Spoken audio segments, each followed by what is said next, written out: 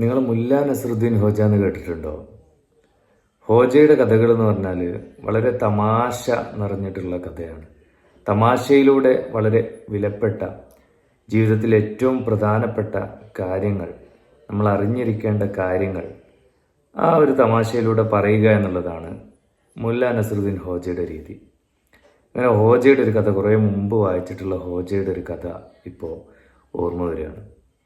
എന്താണെന്ന് വെച്ചാൽ, ഹോജ തൻ്റെ മകനോട് പറഞ്ഞു. മകന് കുറച്ച് മുകളിൽ നിൽക്കുകയാണ്, വീടിൻ്റെ ഒരു സ്റ്റെയർ കേസ് പോലെയുള്ള അവിടെ നിൽക്കുകയാണ്.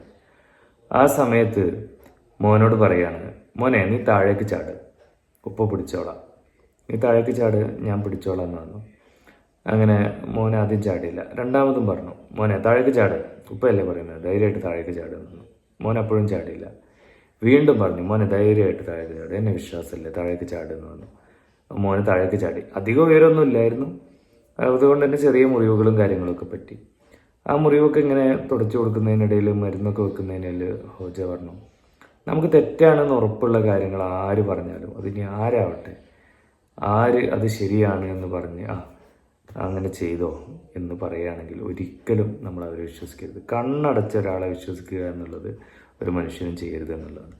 കാരണം മനുഷ്യന് ഈ ഒരു ബുദ്ധി തന്നിട്ടുള്ളത് എന്തിനാ? കാര്യങ്ങൾ തിരിച്ചറിയാൻ വേണ്ടിയിട്ട്. നല്ലതും ചീത്തതും ഒക്കെ നമ്മൾ കൃത്യമായിട്ട് ശ്രമിക്കുകയാണെങ്കിൽ പെട്ടെന്ന് തന്നെ മനസ്സിലാക്കാൻ കഴിയും.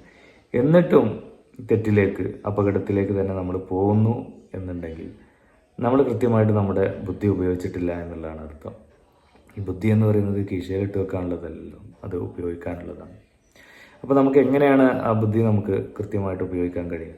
അതെന്ന് വെച്ചാൽ, എങ്ങനെയാണ് ജീവിത വിജയം നേടുക, ഈ ലോകത്തും പരലോകത്തും എങ്ങനെയാണ് ജീവിത വിജയം നേടുക എന്നുള്ളതിൻ്റെ അടിസ്ഥാന പ്രമാണങ്ങളായിട്ടുള്ള ഖുർആനെയും ഹദീസിനെയും ഫോളോ ചെയ്ത് ജീവിക്കുക എന്നുള്ളത്. മറ്റുള്ളവരെ വെറുപ്പിക്കാതിരിക്കുക, മറ്റുള്ളവരെ കൊണ്ട് പറയിപ്പിക്കാതിരിക്കുക.